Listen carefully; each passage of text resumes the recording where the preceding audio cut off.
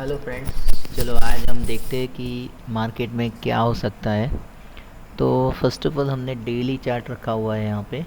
अभी Indian market भी चालू है। कल थोड़ा लेट हो गया था वीडियो, तो आज सोचा कि 12 साढ़े 12 के आसपास करते, लेकिन फिर भी अभी 1:30 तो बज ही गया है। फिर भी मार्केट में 2 घंटे बाकी है, तो चलो थोड़ा एनालिसिस करते हैं कि मार्केट में आगे क्या हो सकता है।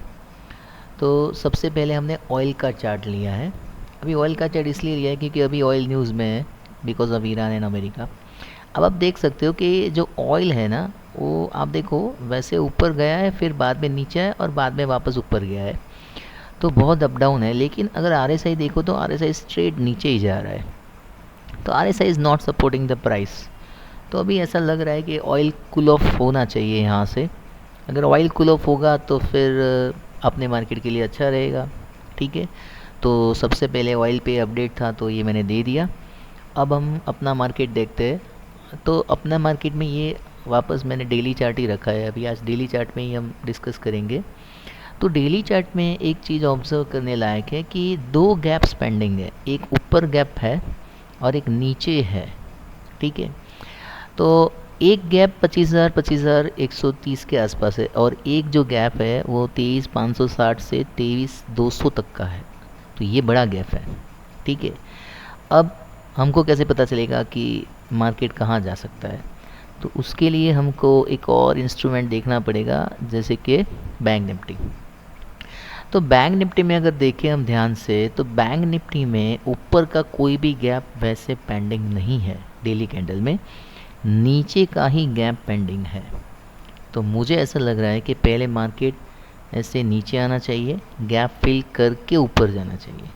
आरएसआई भी थोड़ा 50 के आसपास यहाँ पे आए, सपोर्ट ले और फिर ऊपर जाए। तो ये जो सेटअप बन रहा है ना, वो परफेक्ट बन रहा है। क्योंकि आज का जो मार्केट है भले नीचे से ऊपर आया, लेकिन आप देखो पिछले 2 दिन की डेली कैंडल के नीचे ही अपना कैंडल बन रहा है बैंक निफ्टी में। ठीक है, सेम चीज़ अगर हम निफ्टी में देखें तो निफ्टी में भी सेम ही चीज़ हो रहा है कि अगले 2 दिन की कैंडल के नीचे क्लोजिंग अगर जा रहा है तो मार्केट नेगेटिव ही रहेगा, भले मार्केट में इंट्राडे रिकवरी आया है। ठीक है, अब हम तब तक बुलिश नहीं होंगे जब तक ये वाला हाई ब्रेक ना हो, कल वाला।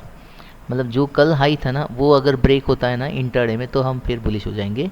कल वाला हाई था 24,515। मतलब जैसे ही 24,520 के ऊपर मार्केट अगर जाता है आज या कल दोनों दिन में, तो फिर हम बुलिश हो जाएंगे और फिर तो समझ में आ जाएगा कि गैप फिल करके जाएगा मार्केट।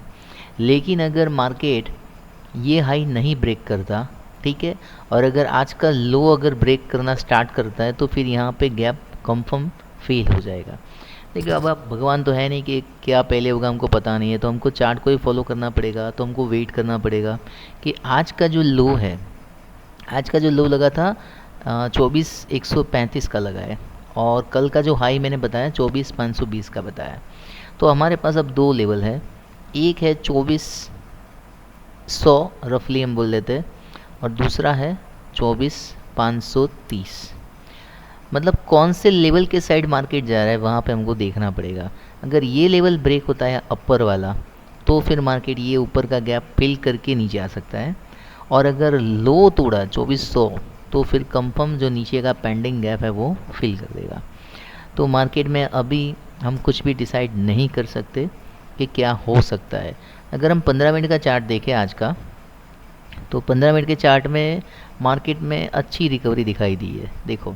लेकिन फिर भी अगर हम देखें ध्यान से, तो मार्केट को एक बॉक्स में वापस से घुमाया गया है। देखो, एक बॉक्स बनाया दिया है। शुरुआत में 3 कैंडल में अप आया, फिर नीचे, और फिर साइडवेज करके अभी वापस ऊपर ले जा रहा है। तो वैसे गैप फिलिंग ही चल रहा है, मुझे कुछ नया नहीं दिख रहा है। मतलब ये जो कल का लो था ना, वही रेजिस्टेंस रहेगा। हो सकता है मार्केट वहाँ तक आए भी, 24,350 तक आए और फिर वहाँ से नीचे चला जाए। तो हमने जो दो लेवल डिस्कस किए हैं 24,100 और 24,530, ठीक है, ये दो लेवल वेरी इंपॉर्टेंट। मतलब जिस भी साइड ब्रेक होगा मार्केट उसी साइड भागेगा। ठीक है, और हमको मिनिमम 300 पॉइंट का एडवांटेज मिल सकता है, राइट। अभी थोड़ा गोल्ड में देख लेते हैं। गोल्ड में हम 30 मिनट का कैंडल देखेंगे। तो 30 मिनट में अभी गोल्ड में कुछ मतलब बता नहीं रहा है कि क्या हो रहा है। मार्केट पूरा साइडवेज है, मतलब ऊपर जा रहा है नीचे जा रहा है, कुछ भी समझ नहीं आ रहा है। ये लेवल्स हमने ड्रॉ कर दिए हैं, और ये जो लेवल्स है ना, ऊपर के लेवल से वो एज अ रेजिस्टेंस काम करेंगे, नीचे के जो लेवल्स है एज अ सपोर्ट काम करेंगे। तो पहला रेजिस्टेंस 4725 के आसपास, दूसरा रेजिस्टेंस 4735 के आसपास। तो मुझे ऐसा लग रहा है अगर 4735 अगर मार्केट जाता है तो वहाँ से फिर मार्केट नीचे आना चाहिए। ठीक है, एक बार नीचे आना चाहिए, रेजिस्टेंस है, स्ट्रॉन्ग रेजिस्टेंस है, तो एक बार उसको नीचे आना चाहिए।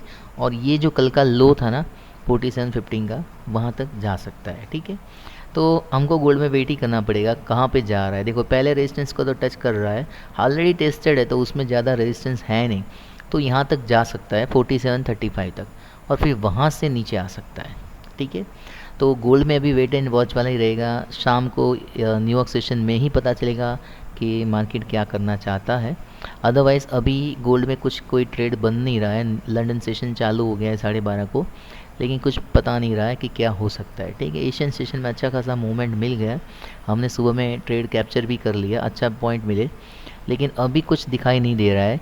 वैसे भी सुबह में अच्छा मोमेंटम आ गया है, तो थोड़ा यहाँ पे स्लो करने ही देंगे। और दूसरा ये जो जोन है ना, ये बहुत ही कंफ्यूजिंग जोन है, वहाँ पे बायर सेलर दोनों बैठे हैं, तो इजीली तो उसको नहीं लगता कि क्रैक कर पाएगा। तो 4735 के आगे आप सेल बना सकते हो, और फॉर द टारगेट ऑफ 715 और 4700 तक का आप वेट कर सकते हो।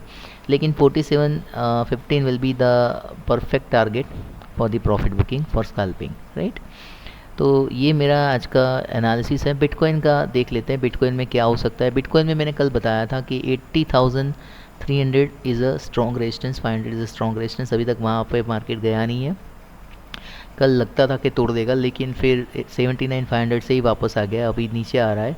तो एक फ्लैग पैटर्न बना रहा है, मुझे ऐसा लग रहा है एक फ्लैग पैटर्न बन रहा है, और फ्लैग अगर अच्छे से ब्रेक हो रहा है तो फिर यहाँ तक जा सकता है। ठीक है, और फिर यहाँ पर रेजिस्टेंस लेके नीचे आ सकता है। लेकिन आरएसआई सपोर्ट नहीं कर रहा है, लेकिन मुझे लग रहा है कि कंफर्म फ्लैग पैटर्न दिखाई दे रहा है। ठीक है, ये फ्लैग पैटर्न बन गया है, तो अगर यहाँ पे आके कोई बुलिश कैंडल बनता है तो यहाँ तक जा सकता है। तो बिटकॉइन में लेकिन अभी बाय में तो नहीं घुसना चाहिए, हमको सेल का ही अपॉर्चुनिटी देखना है। तो 80,500 के आसपास जाने दो मार्केट को, और वहाँ अगर कोई बैरिश कैंडल मिलती है 15 मिनट की भी, तो हम सेल में बैठ जाएंगे और अच्छे से वेट करेंगे पैसा बनाने के लिए। ठीक है, तो आई होप कि आपको एनालिसिस पसंद आया होगा। अगर पसंद आया तो लाइक करो, शेयर करो, सब्सक्राइब करो। जय हिंद।